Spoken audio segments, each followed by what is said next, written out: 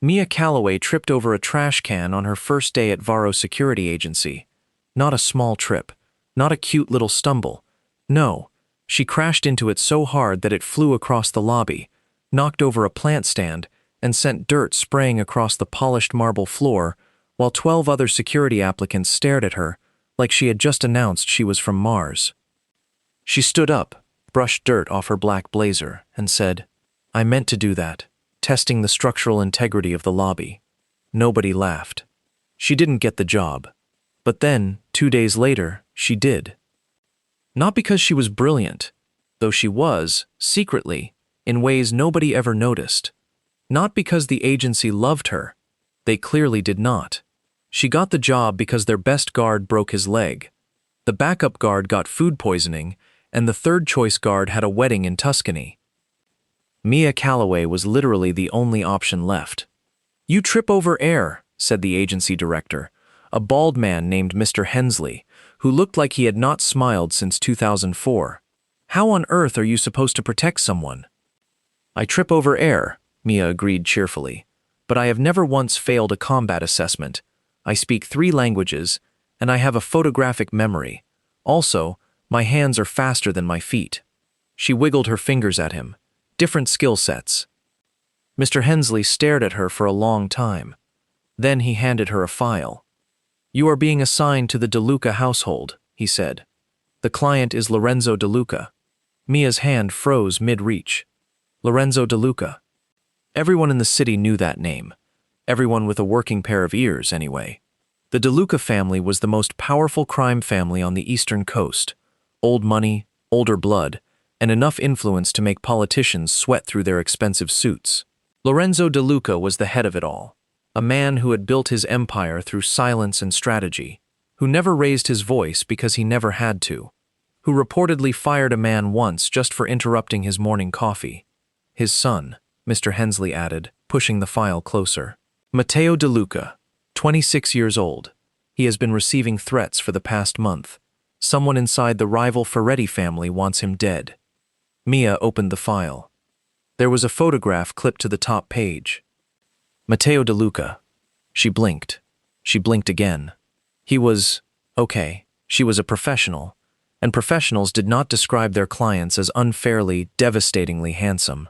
So she would simply note, in a very clinical and detached way, that Matteo DeLuca had dark hair that curled slightly at the ends, a jaw that could cut glass, dark eyes that looked like they had never once found anything in this world particularly amusing, and a mouth set in a permanent line of polite impatience. He also looked extremely difficult. "There's a problem," Mr. Hensley said. "Lorenzo DeLuca specifically requested a male guard." "Of course he did," Mia said flatly. "He said, and I am quoting directly here," Mr. Hensley looked down at a piece of paper, "No woman will guard my son. Women are soft. Women are distracted. I will not have my son's life in the hands of someone who will panic at the first sign of danger." Mia felt something hot and stubborn ignite in her chest. She took the file. "When do I start?" The DeLuca estate was on the edge of the city, behind iron gates that were taller than most apartment buildings. The driveway alone was longer than Mia's entire street. There were fountains. Plural. 3 of them. She drove her little second-hand car through the gate, and immediately felt it judge her. A man in a dark suit met her at the front steps. He introduced himself as Carlo, the head of the household security team, and he looked at her the way people look at a dog that has wandered into a library, confused, mildly concerned, and wondering how to politely remove it. "You're the new guard?" he said. "Mia Calloway," she said, extending her hand. "Pleasure." Carlo did not shake it. "Mr. DeLuca will see you now." He meant Lorenzo. The man himself was in the study, a room full of dark wood and leather, and the kind of heavy silence that costs money. Lorenzo DeLuca was older than his photographs, with silver streaking his dark hair and eyes so sharp they felt like they were filing her information away the moment they landed on her. He looked at her for exactly 3 seconds. "No," he said. "Sir, No." He looked at Carlo. "Send her back. Get me someone else." "Mr. DeLuca," Mia said, keeping her voice steady even as her pulse jumped. "With respect, your son's last 2 guards were both men, and both of them failed. The first one panicked at a gunshot, the second one was bribed. I have never panicked and I cannot be bribed, because I genuinely cannot afford the lifestyle that bribes come with. Silence. Lorenzo's eyes came back to her. "One night," he said finally, like each word cost him something. "You have one night to prove you belong here." Mia nodded. She had no idea that one night was going to change everything. Matteo De Luca was not what she expected. She had expected cold. She had expected dismissive. She had been fully prepared for someone who looked right through her the way his father had, as if she were furniture that had been placed in the wrong room. What she had not expected was the smirk. She found him in the East Wing library, sitting sideways in an armchair with one leg thrown over the armrest, reading a book in Italian, and looking absolutely unbothered by the fact that someone apparently wanted him dead. He was wearing a dark shirt, sleeves rolled to the elbows, and when he heard her footsteps, he looked up. Then he looked at her properly. Then the corner of his mouth curved up. "You must be my new guard," he said. His voice was low and unhurried, with the faint trace of an accent from the years he had spent in Milan. "You're smaller than I expected." "And you're less scared than I expected," Mia said, stopping a few feet away. "Someone is trying to kill you." "People have been trying to kill me since I was 19, Matteo said, turning a page. "I've made peace with it. That's either very brave or very stupid." He looked up again. This time the smirk was wider. "You're very direct for someone who just started." "I find that being indirect wastes time," she said. "I'm Mia Calloway. For the next," she checked her watch, 22 hours and 40 minutes. "I am your shadow. Where you go, I go. What you do, I observe. If someone points a gun at you, I will put myself between you and the bullet. Do you have any questions?" Matteo studied her for a long moment. "Can you actually fight?" he asked. "Would you like a demonstration?" "Not particularly." He closed the book and stood, and suddenly the room felt smaller, because he was taller than the photograph suggested, at least 6 feet, broad through the shoulders, moving with a quiet ease that people only had when they were genuinely not afraid of anything. "But I want to know something first." He tilted his head. "Why did you take this job?" "My father made it clear he didn't want a woman on this assignment. Most people would have walked away." Mia met his eyes without flinching. "Because he said I couldn't do it." A beat of silence. Then Matteo laughed, actually laughed, a real one, not the polished social version, and the sound of it was so unexpected that Mia felt something small and warm flicker in her chest before she shut it down immediately. Professionalism. She was a professional. "I like you," he said, picking up his jacket from the back of the chair. "Try not to trip over anything." She stiffened. "Who told you about that?" "Carlo." He walked past her toward the door. "He also said you talked back to my father, which apparently no one has done in 11 years. He paused at the doorway and looked back at her, and there was something in his eyes now that was less amused and more genuinely curious. "Are you always like this?"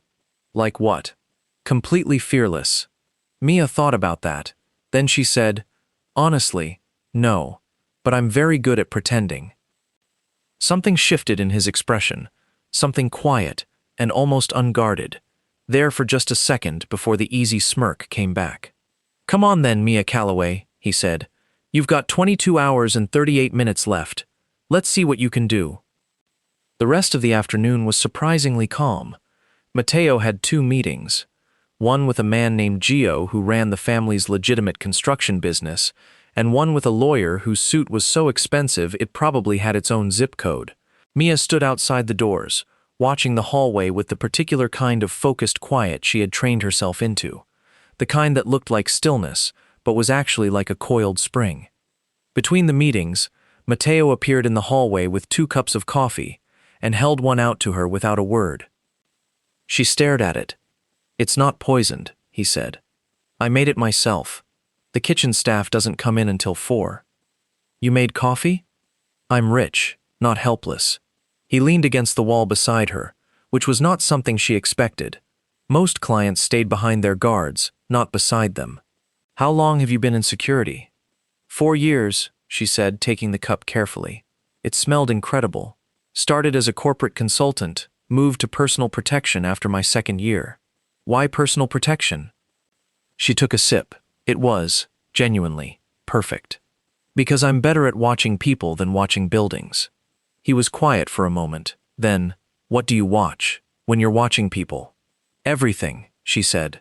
The way they move, where their eyes go, what they do with their hands when they think nobody's looking. She glanced sideways at him. Right now you're holding that coffee cup with both hands, which means you're colder than you look. The heating in this wing isn't working properly. You've been in here since morning and you haven't moved to a warmer room, which means you'd rather be uncomfortable than admit something is broken. You also haven't eaten since breakfast because there's no plates on the meeting table and you didn't order anything from the kitchen. Matteo was very still. Also, Mia added, you keep glancing at the window at the end of the hall, not because you expect a threat, because you're thinking about something outside. A long pause. He stopped, cleared his throat. Unsettling. Good, she said mildly, turning back to the hallway. Means I'm doing my job. He was quiet for a very long time after that, but he didn't move away from the wall. It happened at 7 in the evening. Not with guns, not with a dramatic break-in through the skylight. It came quietly, the way the worst things always do, in a folded piece of paper slipped under the door of the East Wing study, while Matteo was inside, and Mia was right outside in the hallway. She found it because she was pacing. She paced when she was in security mode, slow, deliberate loops up and down the hallway, and on her third loop she noticed it, a white edge peeking out from under the study door, from the inside. She went still. The door was locked from the outside. She had the only key, which meant that paper did not come from the hallway. It came from inside the room. She pushed the door open without knocking. Matteo was at the desk, still working, and he looked up with a mildly annoyed expression that vanished when he saw her face. What? He said. She crossed the room, crouched beside the door, and picked up the paper with 2 fingers. She did not unfold it, not yet. First she looked at where it had come from. There was a 2-inch gap at the bottom of the interior wall behind the bookcase, so small you would never notice it unless you were on the floor looking for it. There's a passage, she said. Matteo was beside her in 3 seconds. He crouched down and looked at the gap, and she watched his face carefully. He was not surprised, not entirely. You knew about it, she said. He straightened up. The easy manner was gone. It's an old house. There are passages everywhere. They were built 100 years ago for... Where does this one lead? He was quiet. Matteo. She stood, and her voice was firm and quiet at once. Where does it lead? The garage, he said. And from the garage, the south gate. He looked at her, which means someone already inside the estate used it. Mia unfolded the paper. 4 words, handwritten in red ink. Tonight, you won't see it coming. The room was very quiet. Mia folded the paper back up, slipped it into her jacket pocket, and pulled out her phone. She typed a message to Carlo and hit send. Then she looked at Matteo. He was watching her with an expression she hadn't seen from him yet. Something tightly controlled, like a wall with something hot pressing against the other side. You should be afraid, she said, not unkindly. I am, he said, and unlike everything else he had said that day, this one was quiet in a different way. Raw. She held his gaze. Good. Fear keeps you sharp. Just don't let it make your decisions for you. He looked at her for a long moment. How do you know that? Because I was terrified on my first protection assignment, she said. And I almost made the wrong call because of it. I learned. She moved toward the bookcase. I need you to move to the inner rooms, no exterior walls. And I need you to tell me everyone who has access to the south gate. That's a short list, he said. Family and senior staff only. Then the threat is closer than you thought. He didn't answer, but the way his jaw tightened told her he had already considered that possibility. And hated it. Carlo arrived in 6 minutes with 2 more guards. Mia briefed them quickly, sent one to seal the south gate passage, and stationed the other outside the inner sitting room where Matteo now waited. Then she pulled Carlo aside. The paper came from inside, she said. Whoever sent it knows the passage. That means they've been in this house long enough to know its secrets. Carlo's face was stone. What are you suggesting? I'm not suggesting anything. I'm telling you to make a list of every person who has been on staff for more than 2 years and had access to that wing today. That could be— I know it could be someone you trust, she said. That's the point. She looked at him. Trust is what they're counting on. Carlo looked at her for a long moment, then he gave one short nod and walked away. Mia turned and went back to the inner room. Matteo was standing by the window. She had told him to stay back from windows, but it was an interior window overlooking the inner courtyard, so she let it go. You're good at this, he said without turning around. I know. That wasn't a compliment, he said. It was an observation. He turned. I've had 3 guards in the past month. None of them moved like you. How do I move? Like you already know where the problem is coming from before anyone else does. Mia said nothing. Who taught you? He asked. My father, she said. He was police, retired now. She paused. He also said a woman couldn't do this job. Matteo's expression flickered. And I've been proving him wrong for 4 years. Something crossed his face. Something almost sad, almost admiring, gone before she could name it. The list of people who know that passage, he said quietly. There are only 6 names on it. I know. She had already counted in her head. One of them is your father. Matteo said nothing, but he didn't deny it. Lorenzo de Luca summoned them both to dinner. Mia had not expected to be included. Guards ate in the kitchen or the staff room. They did not sit at mahogany tables with crystal glasses and 3 forks per setting. But Lorenzo's message through Carlo had been specific, both of them, and so here she was, sitting at a table that was roughly the length of a tennis court, between Matteo on her left and a silence on her right that had its own personality. Lorenzo sat at the head of the table and watched her the way you watch a math problem you aren't sure about yet. There were 2 other people at the table. The first was a woman named Rosa, Lorenzo's sister, silver-haired and elegant, and the only person Mia had seen so far who looked like she genuinely enjoyed being in this house. She kept touching Matteo's arm every few minutes, as if reassuring herself he was still there. The second was a young man named Felix. He was around 20, Lorenzo's nephew, with nervous hands and a smile that moved faster than his eyes. Mia noticed the hands. She filed it away. You found the note, Lorenzo said. He was talking to her. Yes. And your conclusion?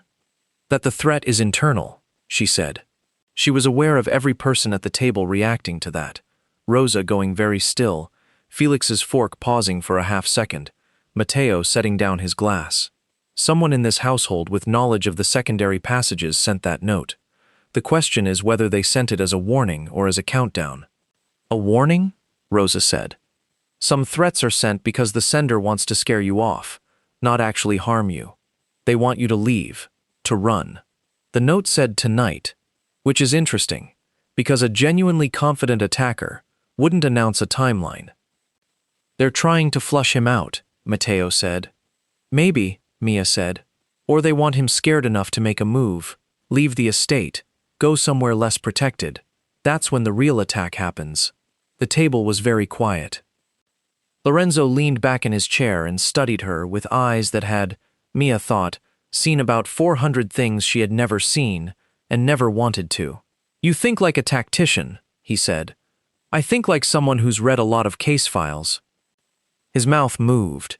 It was not quite a smile. What do you need? Access to the household logs for the past 3 days, she said. Entry and exit records, which passages were accessed, which staff members were assigned to the East Wing. Carlo has those. I'll need them by 9. Lorenzo looked at her for a moment. Then he gave a single nod. Rosa refilled Mia's water glass without being asked, and the soft kindness of it was so unexpected that Mia nearly forgot where she was. You're not what I expected, Rosa said quietly, for Mia's ears only. Nobody ever is, Mia said. Across the table, Felix laughed at something, a private joke perhaps, with himself. His eyes, Mia noticed, went to Matteo, then to the door, then back to his plate. She remembered that. After dinner, Matteo walked her through the East Wing himself. She should have been the one leading. She should have been the one guiding him, pointing out vulnerabilities, maintaining her professional distance. Instead, he was the one with the flashlight and the quiet voice, showing her the hidden doors behind bookshelves and the narrow passages that smelled like old wood and dust. "My great-grandfather built them," he said, pressing a panel that swung open into darkness. "During the war, he said a man without an exit plan is just a man waiting to die." "Smart," she said. "Paranoid." But he said it with something like fondness. They all were, in that generation. Every Duca. My grandfather added more passages. My father sealed half of them up when he decided they were a security risk. "And the other half? Still open?" He looked sideways at her. "You already know which ones." "I mapped them from the blueprints in Carlo's office," she said simply. He stopped walking. "When did you?" "While you were in your second meeting. I had 20 minutes. I used them." Matteo looked at her. In the low light of the passage, his expression was open in a way it hadn't been before, genuinely caught off guard, something like wonder moving through his face before he pulled it back into neutral. "You are the strangest guard I have ever had," he said. "You've had guards," she reminded him. "What did they do with 20 free minutes?" "One of them napped. The other played a game on his phone. And they let someone bribe them." "Yes." Mia turned and kept walking. "That's the problem with guards who are bored. Bored people make bad decisions." She paused at a junction in the passage. "This one goes to the garage?" "Yes." "And this one?" "Guest rooms, second floor." She turned on her flashlight, crouched, and looked at the floor of the second passage. There was a thin layer of dust, disturbed, footprints, recent. She looked up at Matteo. His jaw was tight. "Someone's been in there recently." "Within the last 24 hours, she said. "These prints are fresh." She stood. "Do the guest rooms have any current occupants?" A pause. "Felix," Matteo said. And there it was. They didn't confront Felix that night. Mia wouldn't allow it. Not yet. Confronting a suspect before you had evidence was how you gave them time to run, hide, or worse, finish what they had started ahead of schedule. Instead, she watched. Felix Carano, 20 years old, nephew of Lorenzo De Luca through his mother's side. He had come to stay at the estate 3 weeks ago, claiming family obligation after his mother, Lorenzo's sister, not Rosa, another one, had fallen ill in Florence. He was charming at dinner. He laughed easily. He was the kind of person whose warmth felt like sunshine until you noticed that the flowers around him were slightly wilted. At 10:15, Mia watched from the shadow of the upper hallway as Felix left his room. He walked like someone who thought he was not being watched, faster, purposeful, all the easy looseness gone from his stride. He went to the east wing, down the main corridor, and then he stopped outside a door that Mia recognized, the study, where the bookcase passage was. She was behind him in seconds, silent in a way that her feet, bless them, usually refused to cooperate with. She had spent 4 years training herself to be quiet, despite natural gifts in the opposite direction. She watched him press his hand against the panel. It swung open. "Going somewhere?" she said. Felix froze. He turned slowly. His face went through 3 expressions: surprise, calculation, and then a kind of smooth calm that was worse than the surprise. "Miss Calloway," he said. "I was just—" "Don't," she said.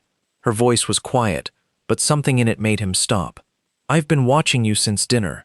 I saw where your eyes went. I heard your footsteps from the upper landing." She tilted her head. "Who sent you to do this, Felix?" Something cracked in his face. "Just a little. Just enough." "You don't understand," he said. "You have no idea what they—" "Who?" He closed his mouth. "The Ferretti family," she said. It wasn't a question. "They reached your mother in Florence, didn't they? Or they threatened her. And they gave you a choice." She watched him. "What were you supposed to do tonight, Felix?" He was trembling now. All the easy charm had dissolved, and underneath it, he was just a 20-year-old kid who was in way over his head. "I was supposed to leave the south gate open," he whispered. "Just leave it open, that's all. They said they just wanted to talk to Matteo, that nobody would get hurt." Mia looked at him with something that was not quite pity, but was in the same neighborhood. People who just want to talk don't send notes written in red ink. Felix's breath shuddered. My mother, he started, is going to be fine, she said, and she said it with a firmness that surprised even herself. But I need you to trust me, and I need you to tell me everything. Every contact, every instruction, every message they sent you. She stepped forward, because the only way your mother stays safe is if we end this tonight, and I cannot do that without you. Felix looked at her. Then, slowly, his shoulders dropped, and he started talking. Matteo was not supposed to know any of this until morning. Mia had planned to compile the information, verify the contact details Felix gave her, and present everything to Lorenzo by dawn with a clean, organized report. That was the professional thing to do.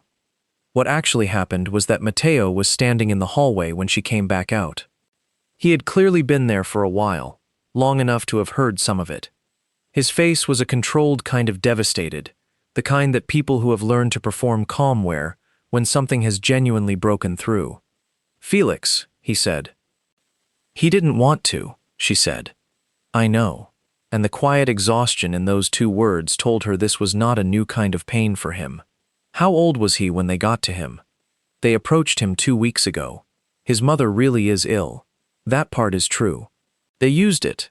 So, Matteo was quiet for a long time, looking at the wall like it owed him an explanation. He's a kid, he finally said. Yes. He was going to... He stopped, exhaled. Does my father know? Not yet. He'll want to.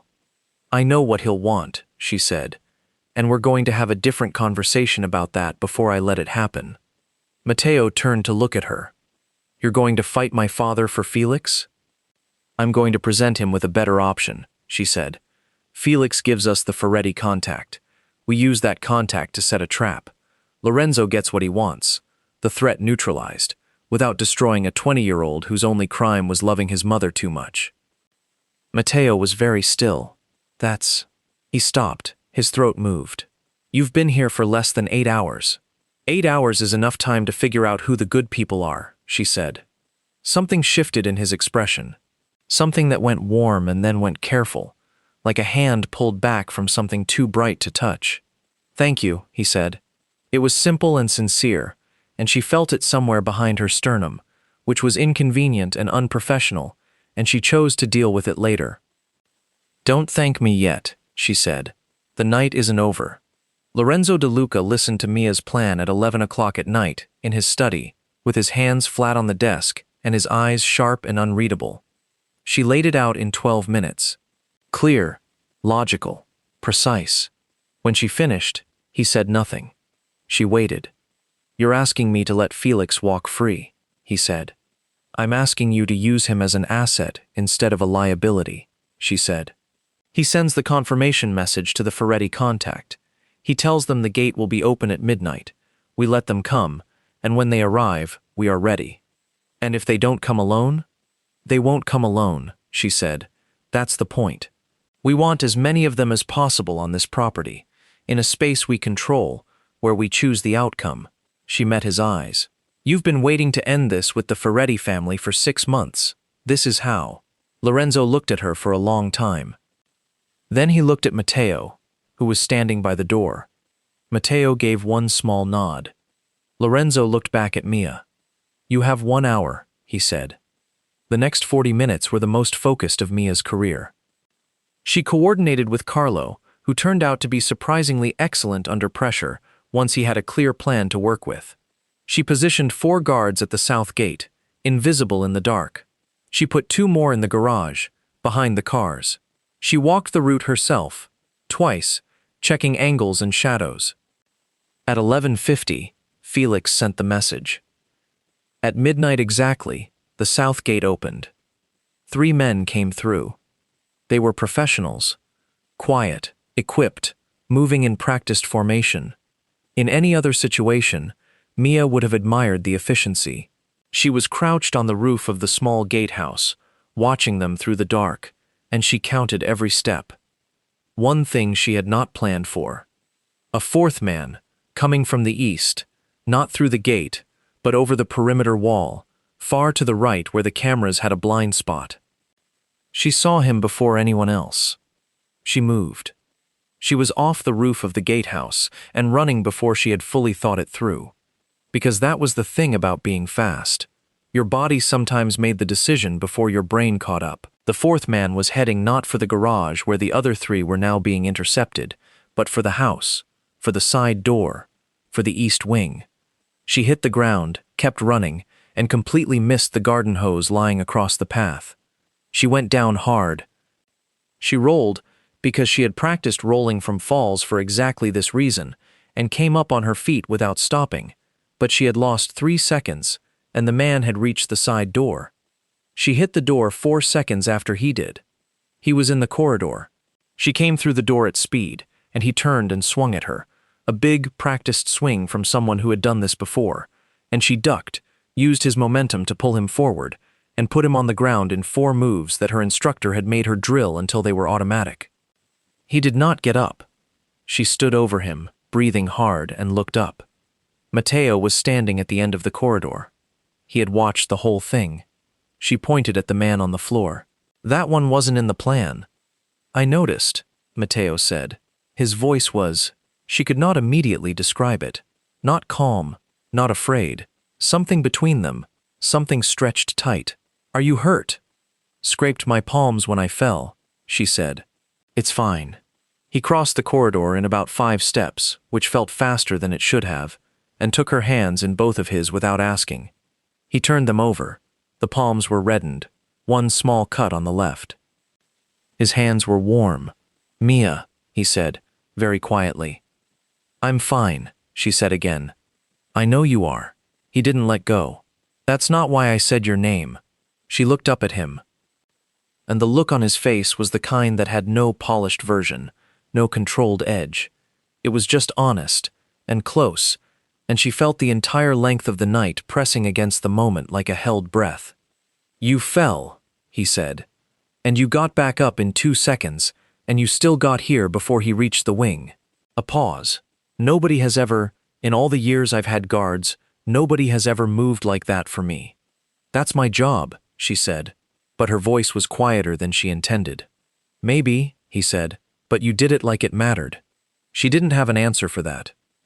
She wasn't sure she needed one. By 3 in the morning, it was over. The 3 men from the south gate were in custody. The 4th was zip-tied in the corridor. Lorenzo was on a call with someone Mia suspected was a police captain who owed him a favor. Carlo was filling out incident reports with the focused energy of a man who had found his purpose. Felix was sitting in the kitchen with Rosa, who was feeding him soup and not asking him any questions, which was perhaps the greatest gift anyone could have given him. Mia was sitting on the front steps of the estate.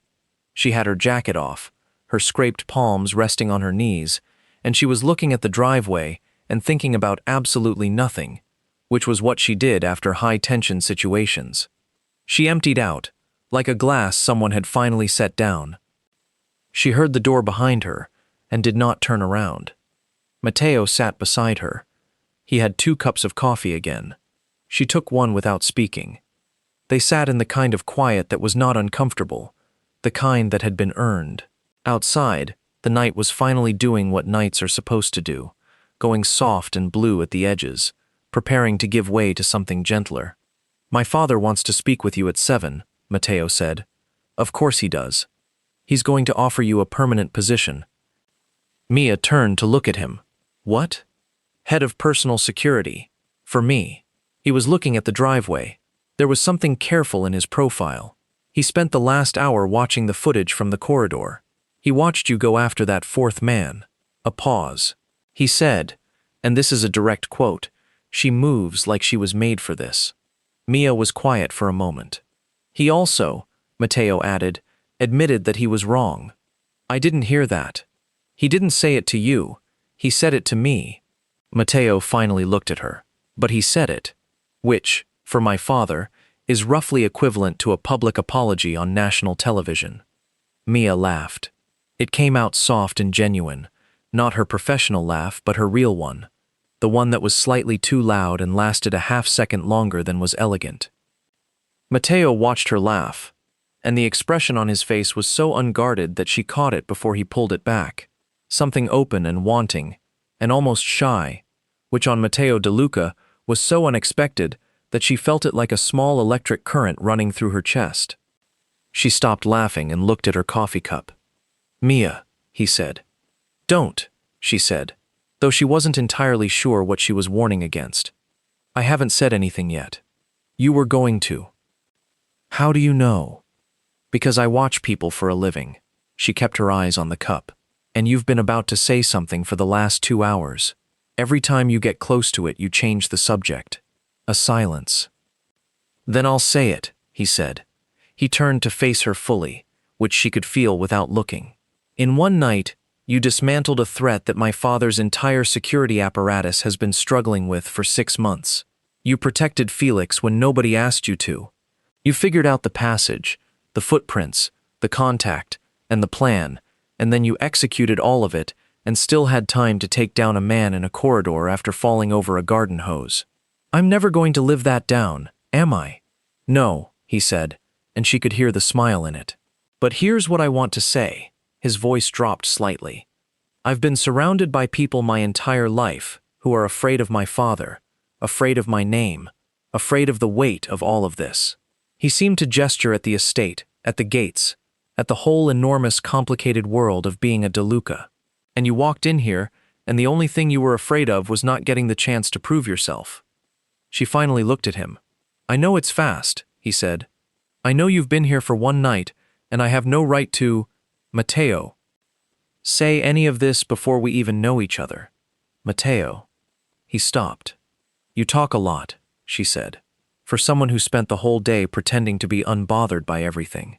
He blinked. And then he smiled. Not the smirk, not the polished version, but something real and slightly uncertain and completely devastating in a way she was not prepared for. "Is that your way of telling me to get to the point?" Yes.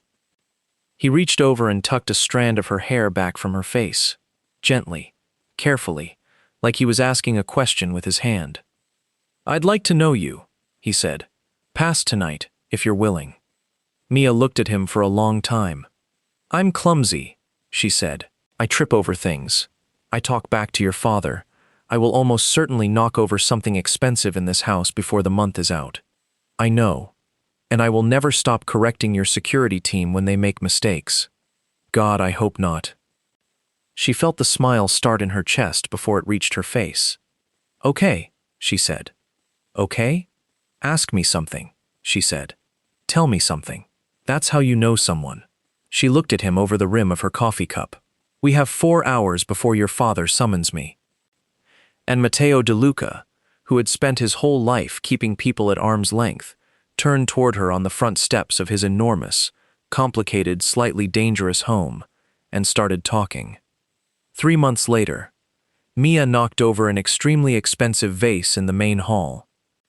It was the 3rd one she had broken since she started working at the estate full-time, and Lorenzo de Luca came out of his study at the sound of the crash and looked at the pieces on the floor, and then at Mia, who was crouching down trying to reassemble them with an expression of pure determination. "That vase," Lorenzo said, "was a gift from a Venetian duke in 1987. "I'll buy you a new one," she said. "They don't make them anymore. I'll find one on the internet." Lorenzo looked at the pieces, then he looked at Mia. Then, for the 2nd time in his life, the first being the night he had watched the corridor footage and said she moved like she was made for this, Lorenzo de Luca's mouth curved into something that was, unmistakably, a smile. He turned and walked back into his study. He left the pieces for her to deal with. Progress. The threat from the Ferretti family had been formally and finally ended 6 weeks after that night. Mia did not know all the details of how, because those details lived in the part of the De Luca world she had chosen not to fully enter. What she knew was that the calls stopped, the shadows at the gate disappeared, and Matteo stopped checking the south corridor every morning before breakfast. Felix Carano went back to Florence. He called Matteo twice a week. He was studying architecture and sent photographs of old buildings with enthusiastic captions. His mother was recovering. Carlo had stopped looking at Mia like she was a confused dog in a library. He now looked at her like she was a junior partner he was cautiously impressed by, which, from Carlo, was basically a standing ovation.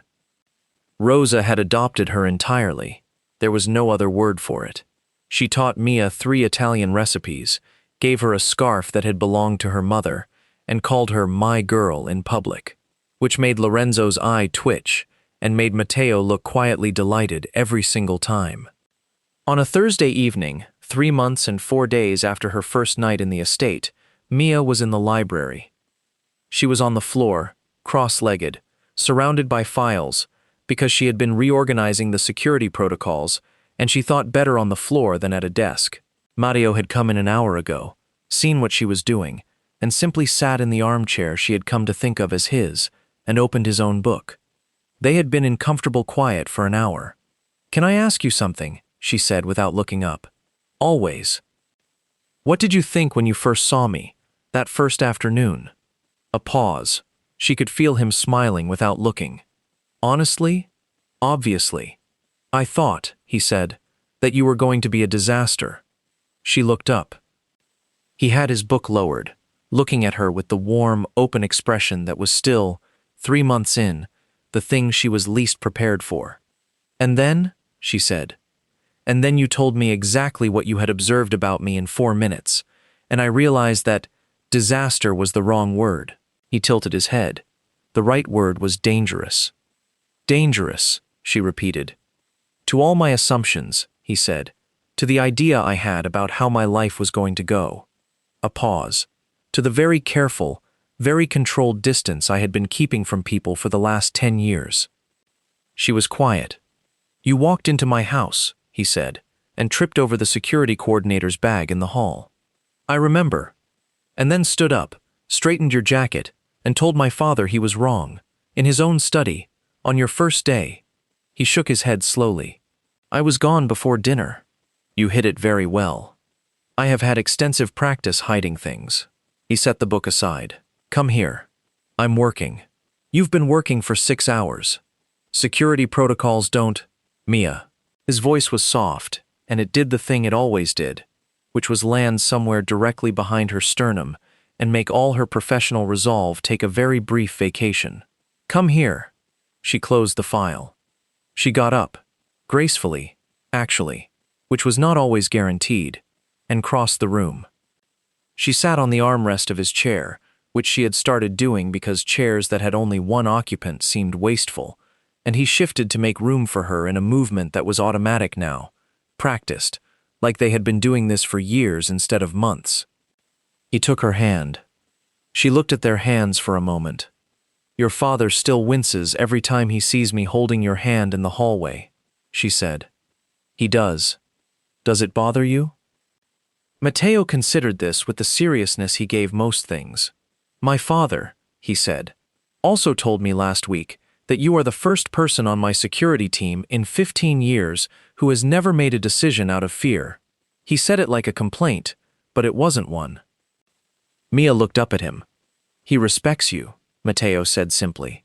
"He just hasn't learned how to show it without looking like he's surrendering." A pause. "He'll get there. He's stubborn, but he's not stupid." "Neither are you," she said. "No." He raised her hand briefly, a small, quiet gesture that she had come to understand was his version of a lot of things he did not always say aloud. "Neither am I." She leaned her head back against his shoulder. Outside the window, the estate was quiet. The gates were locked. The lights in the courtyard made the fountains glow. It was enormous and complicated and a little intimidating still sometimes, in the early morning when she walked the perimeter and felt the weight of everything this place represented. But it was also, somehow, hers. Not owned.